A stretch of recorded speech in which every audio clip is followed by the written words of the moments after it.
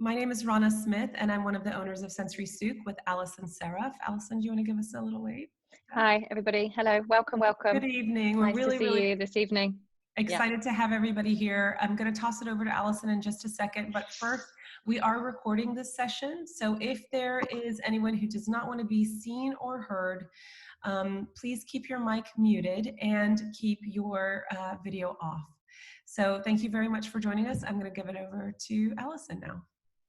Hi, good evening, everybody, and welcome to our Monday Meetup, our virtual Monday Meetup. So thank you very much, all of you, for joining us. And it's with great pleasure that we welcome Sabika Shaban as this evening's speaker.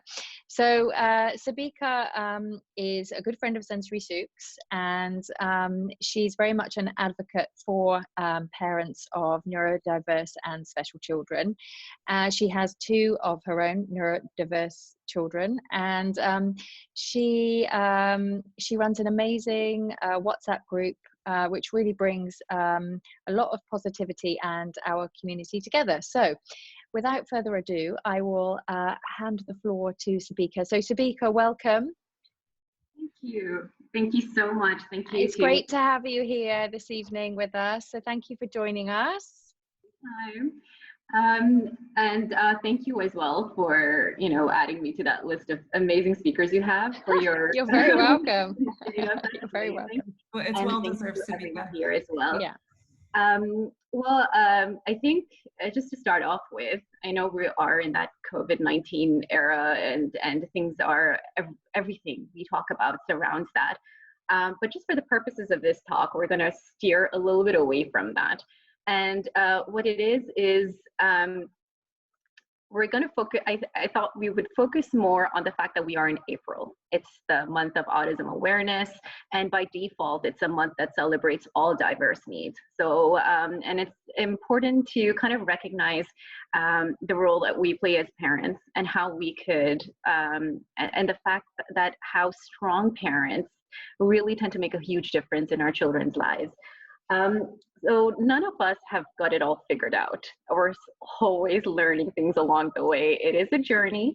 As a parent, myself, I have two kids. I've got a 9-year-old girl and a 5-year-old boy, both with very different complex needs.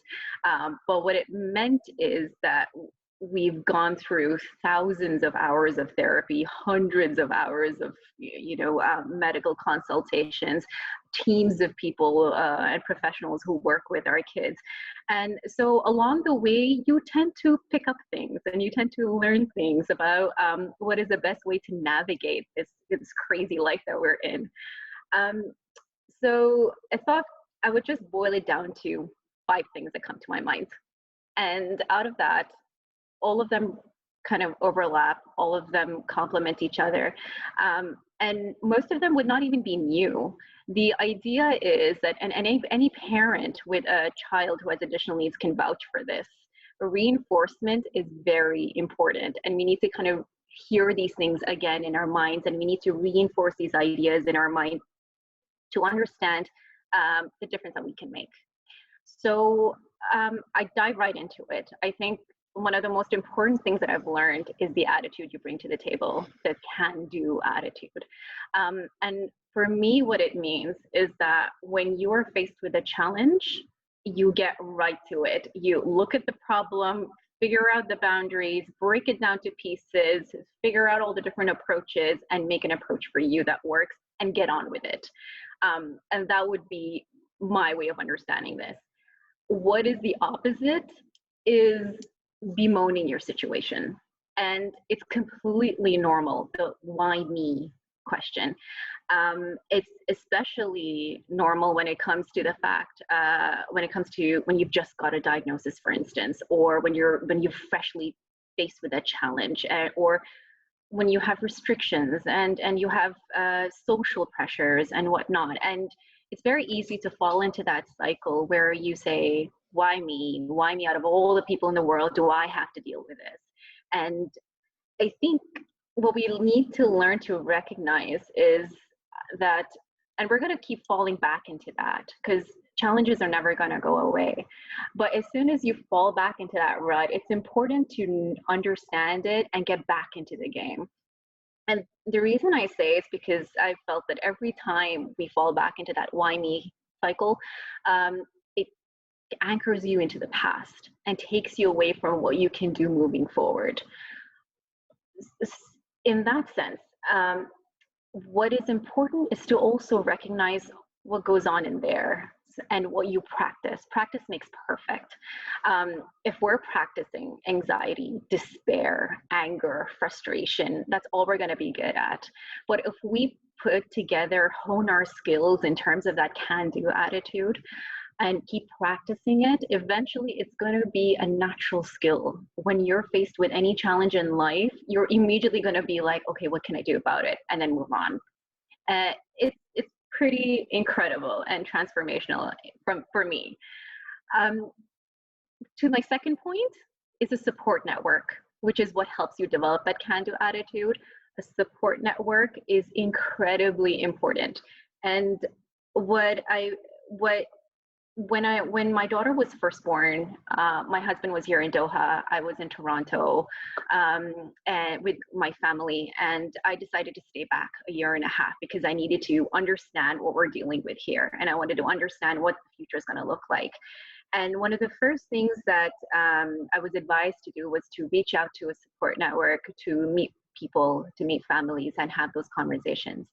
And it changed everything because there were families we met who welcomed us into their homes. We met each other's kids. We laughed and talked about things that happened in the past and they got over it. And things that happened in the past, they haven't gotten over it, but they're working on it. And when we came to Doha and we connected with some people, we would even chat on the phone with families over here. But what was important was at the end of every conversation that we had, we walked away with a sense of hope and empowerment that, hey, I can do this. There are people out there getting through this. And so it was important for me to understand how incredible having a support network to go to is. On the flip side, I think it's also important for at least other parents who have overcome certain challenges to understand how important for them it is to give to a support network. For instance, one of the people that we are very close with is our genetics person here in Qatar.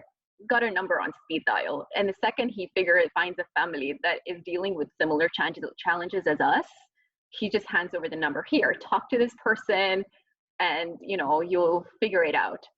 And just in that sense, we are in touch with more than a dozen families, and it doesn't have to be a monthly thing. It could even be just that once a year phone call that we just pick up and say, oh, hey, how are you doing? And how am I doing? And what do you think?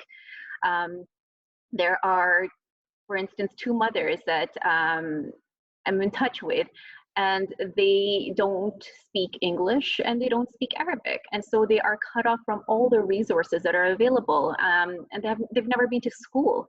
And so you realize that, hey, I can talk to them, and then they can talk to me, and they can share what they're going through. And then I'm not a medical professional, but as a parent, you learn a lot along the way. And there's a lot of wisdom to share, and a lot of, don't do that. I tried, it failed. So it goes both ways. But what it is that it's really important, I think, for us to realize that a support network is a two-way relationship, and it can play a huge role in the way we move forward. And then coming to point 3 is continuous learning.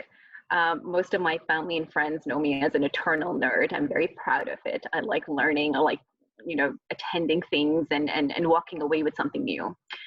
So I brought that into my parenting world, and I would attend workshops and meet people and have a chat. If I'm going to Canada to visit my family, I'd fly down south to the States and attend a conference there on parenting or whatnot. But the most important part about this is that information is empowering. Knowledge is empowering. And so every time I'd walk out with even one tip on how I can better the way I approach things, it would be incredible.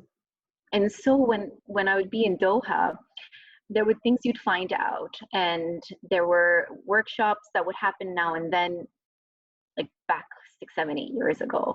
And when I would meet people in the waiting room or whatnot, and I'd be like, hey, have you tried that class? Or have you ever talked to them? And more times than not, I would see a blank face. And then I figured out that a lot of the times I was telling certain parents things after it had already occurred. I was like, this isn't right. I mean, we all need to know this. We all need to be able to access this. So I said, okay, you know what? Give me your number. I'll message you whenever I find out things. And then you please do the same. I'd love to know what you find out. We started off that way. And I started, messaging up to 30 people, various things that I would find out. And it was exhausting. And then I realized that, you know what? Let's put you all in a group. And you don't know them. It's all good. You get to know each other. But then, I'll keep posting things on there, and you guys post there too. And that way you kind of, empower each other through information. What's going on? What are the newest services in Qatar? Who are the people who can do this? What problem do you have? Let's figure out a solution. And so we started off that way. And so that support network and the continuous learning were the foundations for the specially abled group. And little did I realize how many people out there are searching for information.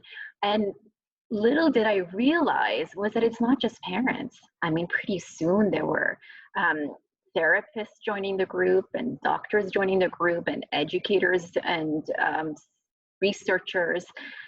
And I wondered why. I mean, this is our struggle, right? And they're like, no, we meet so many parents who depend on us for information, but we have no idea what to say. So this is good for us too. And exactly 2 years earlier, 2018, in April Awareness Month, I started off the group. And to date, we have about 600 people.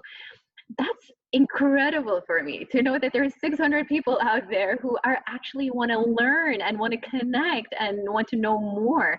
And that's kudos to all. I mean, the fact that there are people who are motivated to progress in some way. And so moving on to the fourth point, another big lesson that I learned about how to understand things was the fact that they always say you need a village to raise a child and all of that. But I think that just is so much more important when you have a child with additional needs. And what I also realized, and I think it was a time when a couple of winters ago, my daughter going to a school suddenly started having tantrums on a daily basis out of the blue. I had no idea why. And I dealt with it at that point in time the way I would always deal with things, making excuses for her and taking that entire blame on myself. Oh, I'm so sorry. She might not have slept well, or she had PE today, so maybe it set her off, or maybe somebody said something to her or something like that. And I tried to find little ways of justifying things. And then at that point, and this is where the support network comes in, I was talking to a therapist very casually. It wasn't a consultation or anything. And I was just chatting with her.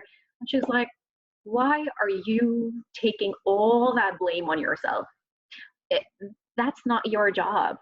Your job is to make sure that all the stakeholders in that environment are involved in finding a solution. So I'm like, okay, this is novel for me because I was so used to taking everything on. So then I went back to school and I said, hey, this is not just my problem.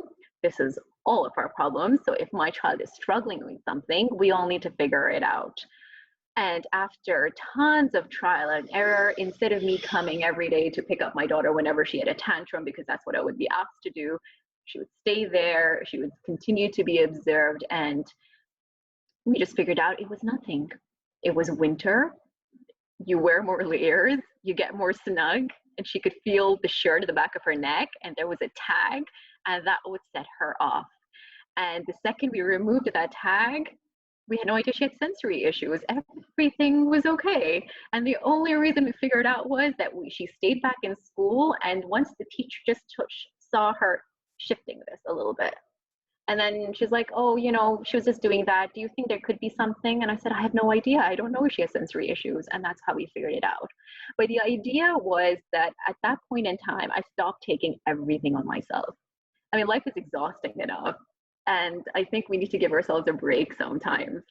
So, and it's important to rope in all of those stakeholders in that particular situation and make sure we collectively come to solutions. And so that was a very important learning lesson for me. And last but not least, is what I realized one of the most important things to build in ourselves is resilience. It's a very catchword type thing in today's COVID era, but I mean, it matters throughout. And it's never going to be all rainbows and unicorns. There's always going to be, challenges along the road. And I strongly believe that struggle builds character. And it's at the time of struggle that we realize how strong we are. We realize how what our weaknesses are and how we could develop those, and problem solving and all of those things. And so when it comes to resilience, there was a great article that I read it was in the Harvard Business Review, so it was all about resilient organizations, but I kind of brought that into the parenting world. And so the author, she writes that resilience is a combination of three things. And she said that's one, the ability to accept reality, which is so important, the whole aspect of not bemoaning. I remember when we had our son, and within a couple of days, we knew that, okay, this boy is not going to go the mainstream route. He will need that additional support. I think my husband and I just looked at each other and said, okay, let's just move on and get our action plan together. We didn't even waste a microsecond bemoaning the situation.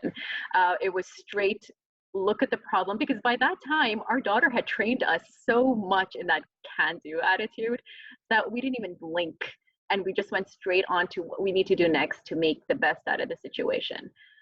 So I think that's the importance of accepting reality, that we don't waste time. The second part about that makes up resilience is that deep belief that life is meaningful. There is aspects of gratitude. It's treasuring every moment, and I think any parent whose child has struggled to say their first word, take their first step, these moments are so incredibly precious.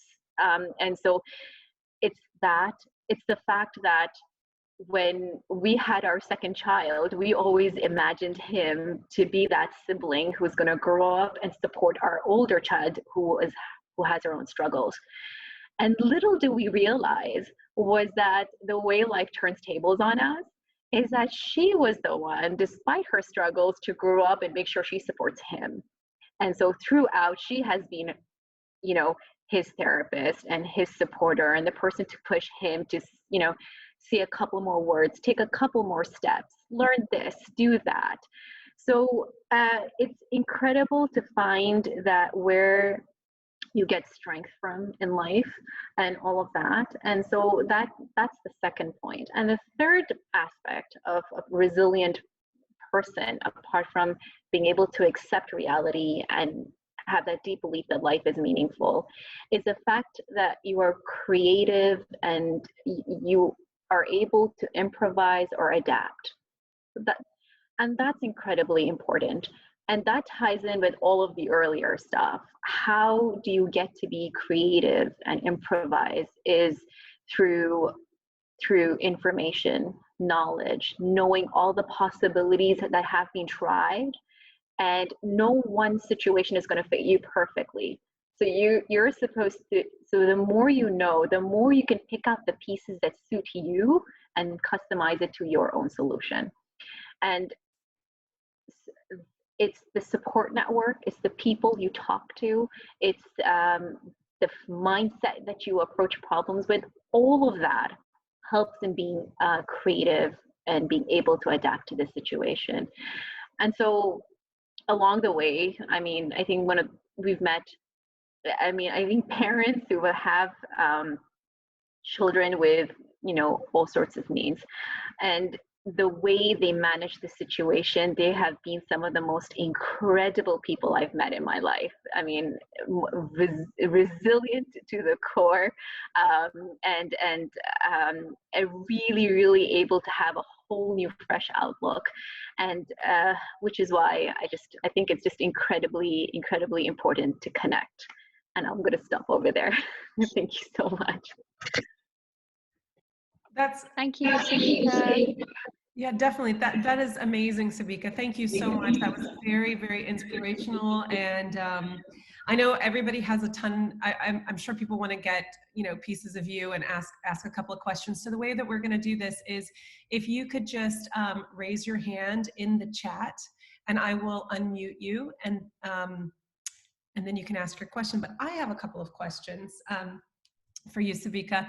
I know that on our journey to kind of finding out answers, and we struggled with understanding our son's sensory issues. So the best advice that someone gave me, and you kind of touched on this as well, is to be his mom, not his therapist. And you kind of talked about that today, where you were taking in, all of the blame and all of the responsibility of kind of helping to support her and finding out what's going on. But in reality, it's the actual team that you need to organize and get together. And so what I wanted to ask you is two things. What's the best piece of advice someone has given you? Okay. And the second thing is, what is the best piece of advice, just one thing, that you can offer to parents who are in similar situations? Okay. So I think one of the most important things that I remember of a family that I had met in the very early days, when everything was so overwhelming, and they had told me that, look, I mean, it's, life is not meant to be a particular mold. Not everyone has to go through the same stages in life that, you grow up, you speak your first word at age 1, and you walk at age, 9 months, and you say this is what you eat, and this is when you start going to school and all that. It's like, no, it's that would be more of that, the classic factory kind of example that we think about. And we need to kind of understand that, to take yourself out of the rat race. Don't join the rat race, because that gives you added anxiety and it's unnecessary. And so it's incredibly, so I mean, I took that to heart, and really I think it's done me a world of good, because right then and there, any thoughts of me comparing my child to anyone else's was just stopped right there. And so I think that kind of leads into the second point, is that I think as parents who have children with extra struggles, we're vulnerable than most to, feelings of, as if you've shortchanged your family some way, or you're to blame for certain things, or the stresses of kind of catching up with everyone else. And I think we need to kind of take ourselves out of all of that. And I think we need to give ourselves individual, customized treatment and be confident about it. I hope that answers. Absolutely. No, you definitely answered my question beautifully there, Sabika. Yeah, that's a great question. I have a question for you, Sabika. Sure.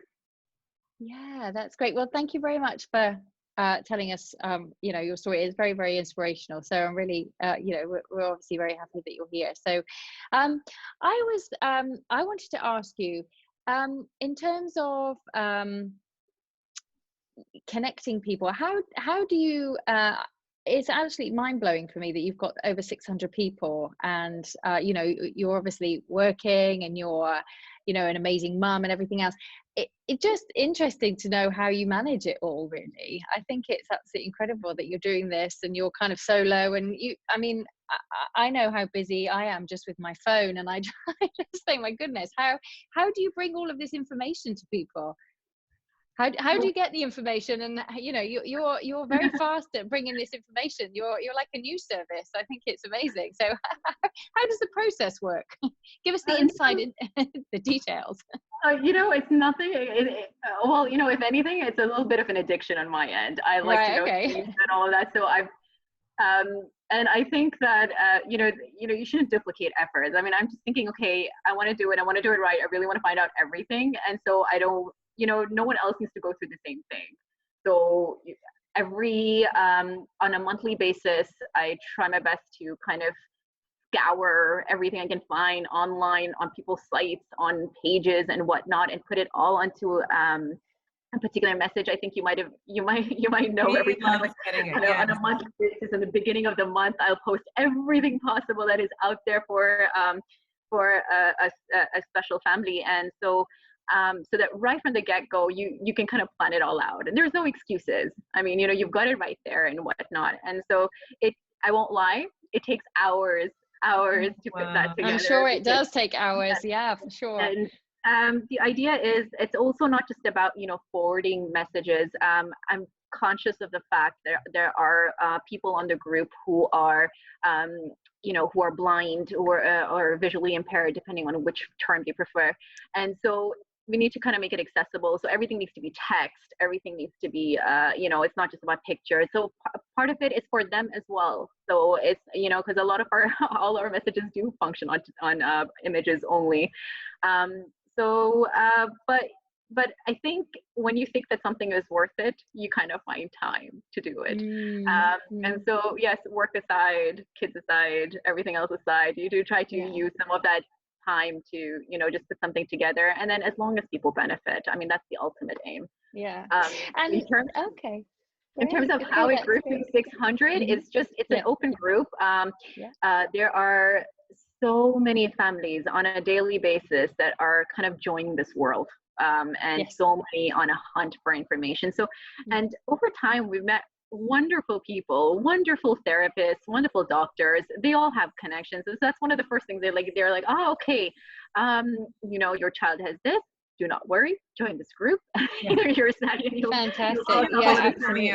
Yeah, that's wonderful. Yeah, that's great. So, guys, if anybody isn't on Sabika's group, which I probably find highly unusual, but if you are not and you would like the information, then we will certainly share it with you, so that you can join this really, really useful group. Sabika, one more question for you. I would like you, Rana was asking you advice earlier, but I think it would be really great to know, because obviously you're a very positive person, and obviously you've done an amazing job at connecting a community. I always found, I remember when when my husband and I first realized that we were going to have some challenges with Noah, that I felt that I didn't know how to connect with people, you know. So obviously you've put this platform out there so that people, you know, you make yourself available, and also all the services as well, but also just connecting on a level with people. You know, you were saying that you found a group of people that really kind of supported you. What would be your best piece of advice to people who are either starting their journey, or they've just moved to Doha and they want to approach people, you know, in a positive way, and really just start a conversation about what they're feeling? What would be your best, you know, because I think some people are quite shy about it. Also, they don't really know how to approach the situation. So it'd be really great to hear your suggestions for that. Okay. So I think part of what helped encourage this is the fact, clear cut, that some of the most incredible changes you can bring to your child's development are in the first 5-6 years. And the first 5-6 years of my daughter's life was literally living from a waiting room of a clinic or a center or whatnot. And those were the prime hotspots, if you will, you know, where you just, you know, all you have to do is just smile. And the second you smile, you connect with the parent immediately, because we're all in it together. That was part of it. When it was also in terms of not being, when we would have group sessions, it was in terms of we talk to the therapist. You're not there just to take in the information and then walk out. I mean, just to build that rapport, and that's worked wonders in terms of so, I'm facing this one specific issue. How can you help me? And, or, give me some suggestions and whatnot. And then there'll be another parent there, like, oh, I'm facing that too as well. And then you start chatting, and then you go on from there. Waiting rooms have really, really been a point of connecting, to be very honest. And the other thing was exactly that. It depends on, for example, for those who have children with autism, you've got the Autism Society. They have, they do all sorts of field trips. You go out and you meet parents in a more comfortable environment.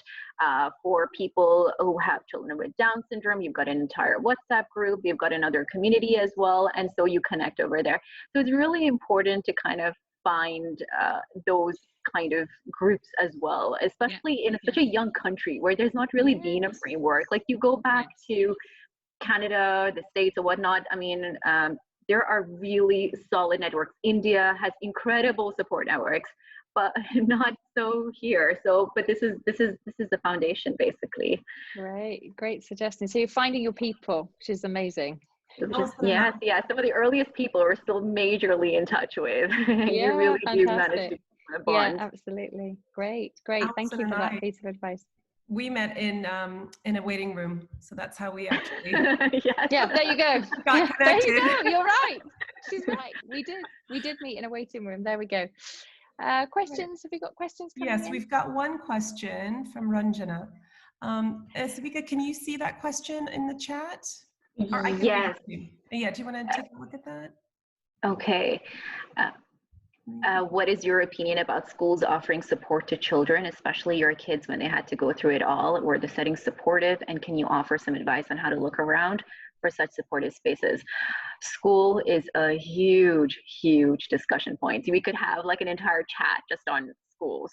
I think as far as so it's only my daughter at the moment who goes to a mainstream school, and I think we got incredibly lucky with her because we managed to get her into a school that had a separate, ALN department, and it was a very early years of establishment, so they were open to they were a little bit more flexible in terms of their student intake. I think it's a work in progress for sure. And there is a huge lack of capacity. And whoever is in school at this point, they're incredibly lucky. I don't know, maybe people won't agree with this, but I think that when you do manage to get your child into school and then there is some semblance of comfort, don't get over picky. It is, at this point, we need to kind of hang on to what we've got. In terms of, no, it's not a perfect scenario for schools, and especially if you're going for middle or upper tier private schools, the fees are way beyond the capacity of many people with a limited income bracket, and so there are alternative options, though they're not the greatest, homeschooling and whatnot. But the idea is to keep trying. Is just literally to keep trying at different schools. Aim for newer schools. Aim for middle level schools. I'm amazingly happy with our school at this point in time. It's a small school in terms of 400 students. It's not one of those with massive campuses. It's within control. My daughter walks in, everybody knows her. From the senior students to the receptionist to all the teachers who don't even interact with her as per her schedule. But I think that's what we kind of need to seek, is that we need to kind of readjust our expectations in terms of what fits. But I mean, you keep hearing whispers and you keep hearing newer developments, you keep hearing new intentions of the school's systems developing further. So all I can just say is keep trying, and then keep connecting with people on these groups to find out what's the latest that's happening in terms of education. Attend workshops, attend conferences where the decision makers are present. Qatar is becoming incredibly active in this area. There was a disability conference early in December. There's a WISE one that happens every 2 years.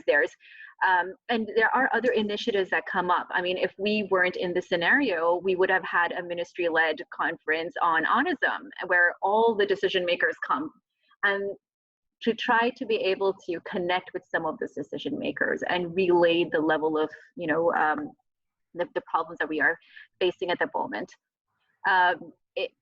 Another point is, and this is not for everybody, this is for those who have a specific interest in this area, is to connect with researchers who work on this topic, because the local research drives some of the policy making in the country. So we have, for example, we have DFI, the Doha International Family Institute, which is in Qatar Foundation. They've got extensive studies on autism. Connect with them and say, can there be studies that kind of look into this area? Can we look into this? What do you think about this? Because it's their studies that inform policy making at a higher level. Come together as a group of parents. There are a lot of things we can do, but they're a bit of a higher level thing. And for that, you really need someone to kind of take the reign on this and really lead such an initiative. Wow, that's great. Well, I learned something from that, because Definitely. I wasn't aware of that, so I think that's a great idea. Yeah. We've got one question from Zohaib. Zohaib, you are ready to go. Go ahead. Yes, hello. Everyone can hear me? Yes, we can hear you. Assalamu alaikum. Good evening, everyone. Hi. First of all, I would like to take this opportunity to thank you, Sabika, and everyone here who are working tirelessly for the community. You guys are doing a great job. God bless you for doing this. And, you're just keeping us all together as a family. You just keep it up. So now my question is connected with this last question that you just answered regarding the support for kids in the schools. Our child, my son, he's 6 years old. He's autistic, so he has been going to a school with special support, but things didn't work out well. So we do have limited choice, and yes, we should hang on to it. But case to case it differs. So for us, probably we are just exploring the option for homeschooling. Because that is something which has been on our mind for some time, but we want to give it a try first for the mainstream school. But now we just want to give it a shot with the homeschooling, because we don't have anything to lose anyway. So so homeschooling is something that we want to explore. So what do you see the scope of homeschooling if you take, because I've seen on Facebook there are a couple of groups, quite like populated groups, where there are parents who are taking their kids with homeschooling as well. So what do you see the support for homeschooling in Qatar? How is it going out right now? Well, I'm going to say two things. One is that I'm not sure how effective this middle solution is, but it is something worth looking into, is those therapy centers that are certified by the Ministry of Education. I think, for instance, Family Hope is, and so I think those centers and all of this is kind of information that we just continue to learn and develop on. So it may be valid today, it may not be valid tomorrow, but it's just something that we can look into. Is, from my understanding, is that if the child is attending a center that is certified by the Ministry of Education, it may make the transition easier to a mainstream school moving forward when the child is ready, or when there are schools available. So they could be kind of like a holding ground, if you will, until you find that solution. The other thing is that obviously we also have to be realistic. I'm not saying in particular to your child, but just generally speaking about whether if the child will be able to work in a mainstream environment or not. And so that's also something to explore. Maybe they will be only partially, maybe they will only up to a certain grade, and after that it's not possible, or it might be very, very difficult or challenging. I'm never saying no, because children are amazing and they really tend to surprise, and and all of that, but it's just something to be mindful of and have realistic expectations.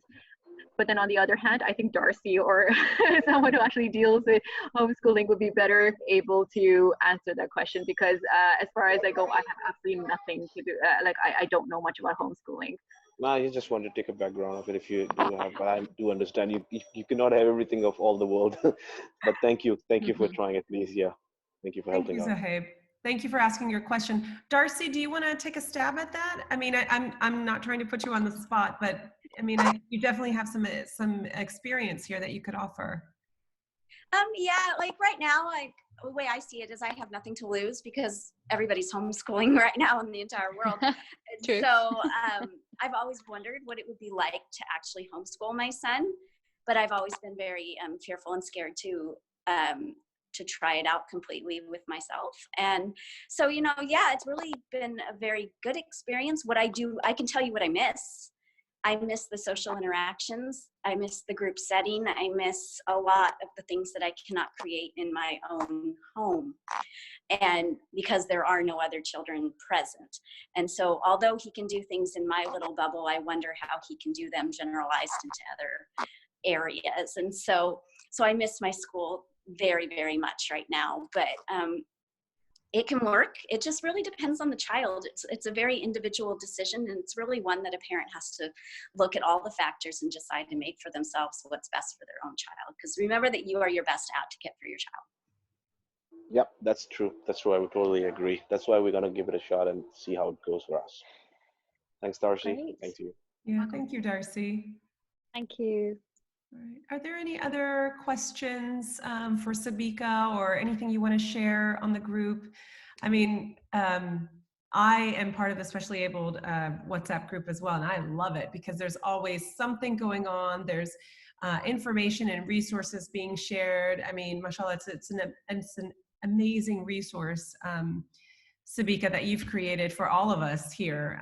So thank you very much, you know, for taking the time and quite possibly cutting down on sleep to bring us information. We appreciate that, you know. No, it's thanks to all the 600 people who actually enrich the group, because they kind of bring a lot to the table. Like, I've learned extensively from the group myself. Amazing. Oh gosh. Well, it's been an absolute a pleasure having you here. Thank you so much for giving your time. There is someone who's saying that they would like to see the star of Sabika in the viewfinder. Perhaps she can say hello. I think maybe they have their settings on. On differently. So if you can hear me, if you can click, what would it be? Speaker view in the top right corner, then you'll be able to see our star, Miss Sabika. Anyway, but thank you so much for everything that you do here in the community. You connect us, you inform us. It's an absolute gem to be able to connect with people on that group. And I'm sure that everybody here is, you know, in agreement with me. So, hi, Sabika. That someone is me, actually, Bosco. Hello, Bosco. Yeah, I was going to say. How are you doing? I'm doing fine. This is amazing what you guys are doing. I just wanted to say you should bring your daughter, and that's the style I meant, to say hi to everybody. Oh, okay. Is she around? Well, she's gone on for a walk in the garden just to make sure that there'll be no A walk in the garden. Next time. Neat. Yeah. Well done. Yeah. Well planned. Yeah. Well planned. Excellent. Nice to hear from you. Yeah, Sabika, thank you so much. You've been, you are a great inspiration, and you know, the group is obviously connecting Doha, literally, and giving and sharing information that is, I think, absolutely vital for all of us, especially at times like this, actually, when you know, we are very limited in our other physical forms of kind of communication. So thank you so much. Thank you. And if you have any, somebody has a question. Marion. Question. Let me. Hi, Marion. Marion, just give me 1 second. I need to scroll. Okay. Scroll through here. There we go. All right, Marion, ask away. Hello. Okay. Hi, everyone. Hello. Hi, Right, Marion. it's How long are you? Quarantine day, so I am not putting on my video. That's Anyway. No Anyway, worries. question. All right, from the group, from your experience, whatnot, what do you think is the biggest gap that families are missing at the point right now at this point?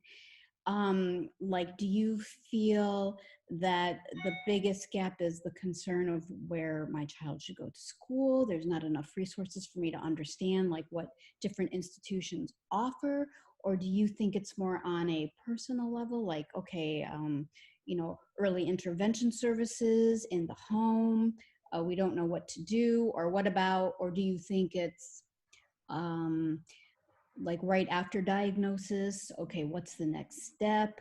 I've been to Rumela. They've given me my 30 minutes of speech, my 30 minutes of OT, but that's, not enough. I don't understand what I should do next. Like, where do you think is the biggest hole right now? Where is the weakest link in our community of kids that are specially abled? I can only mention from the fact that we are in that particular stage in life where schools are the most important thing. And I know that even though at the moment my daughter is settled in a school, I know that if tomorrow, God forbid, something happens or it doesn't work out, the registration doesn't renew for another year, I'm going to have serious issues placing her somewhere. The first thing that comes into my mind is absolutely education is something we need to work on different options. However, when it comes to things like early diagnosis and whatnot, I think we've come a long way. I remember what I went through 9 years ago and what I went through 4 years ago, and the amount of progress that that has been made in places like Rumela and whatnot is incredible. And there's a lot more centers out there providing services. There are a lot of more options out there. There's a lot more information out there, workshops, and people like these guys. I mean, with Sensory Souk doing their thing, this wasn't there almost a decade ago. So hands down, we've gone a long way. I think in perspective, I mean, even though the work is hard in the first 5-6 years, the work is incredibly hard because you really, really have to build your child's foundation during that time. The problems, I think, are smaller. I think it's pretty much the same approach. The speech or the physio or the OT or behavior or whatnot. You've still got those 5-6 blocks, and as long as you check all of them off, you're good. It's only later when I feel that things do become a lot more complicated. In that sense, I think at the moment the schools is the biggest question, especially in Qatar, when we have so many young families who are struggling to find options. But as far as early diagnosis, therapies, all of that, I think we're still good. We're still good, and we're still organically growing our services in the country. Yeah, agreed. Okay. Do you feel that there's enough resources so families can look at mainstream, like that they can go somewhere, or they can look at a pamphlet or something to say, okay, well, these are my mainstream options, these are my private center options, these are my government options? Do you feel that there are these resources? I think there are various efforts to build those resources, like Sensory Souk has their sensational guide, which puts together a lot of that information. We've got that online group, the Uniques, which is run by a lovely, lovely person. And so she also tries to put together a lot of these listings where people can have this one-stop shop where you can get to know everything that's available in the country. So those are there. But they are independent efforts, but they're incredible efforts. I don't think that at a higher level they've actually come up with something more comprehensive where you could go to, for instance, a government site and find out everything that you need to know about you as a family, with a child who has additional needs. So I mean, those basic things are still lacking, but I think we are constantly progressing as we go on, and as we realize the gaps in the system. So So yes, at the moment, we're pretty much depending on each other to feed Yeah, our exactly. information. All of our communities coming together, your groups and various other efforts by other organizations, I think, are kind of plugging that gap, Marion. So and hopefully one day then we'll have have something officially comprehensive, but we will see, but we'll do it ourselves until then. Right. Okay, thank you so much, Sabika. I'm sorry everybody, we're going to have to round it all up now, just because we are out of time. But again, Sabika, thank you so much for joining us this evening, and just giving some insight into how you go about creating and maintaining your group, and just the great information and positivity that you've shared with us. And I think at this time it's more important than ever. So thank you so much. And thank you everybody for joining us this evening. It's been great to have you all here. Just to let you know, from Sensory Souk's side of things, we will be hosting another Monday Meetup next week. So please stay on the lookout for the advertisement that will be out in the next couple of days. And you're very, very welcome to join us. We'd be delighted to have you. And we, as a Sensory Souk, we're still trading, and we are still working hard to bring therapy tools and toys to you. So if you need anything for back to school next week, my kids are going back to school next week, as I'm sure a lot of you are, and we are delivering for free next day, and we'll be delighted to help anybody that has or would like anything from us. Okay, so thank you so much, guys, and have a very, very good evening. Sabika, thanks once again. Yeah, Very thank much. you very much. All right. Have a good evening, everyone. Thank you. Thank you. Thank you very much. Have a good night. We'll have this video up on our Facebook page soon. We'll just take a couple of days to process it and whatnot. But then if you miss part of it, or if you know anybody who wants to watch it again, I know I do, we'll send a link out on Sabika's group to let you know when that is available. Yay, that's right. nice. Yeah, great. Yeah, we'll put it out there. We'll put it on all of the groups so everybody can share. That's a great idea. Definitely. Yeah, that was a great evening. Yeah, thanks so much, Sabika. Really appreciate it. Thanks, Sabika. Yeah, great. All right, have a good evening, everyone. All right, take care. Thank you. Bye-bye. Good night. Night.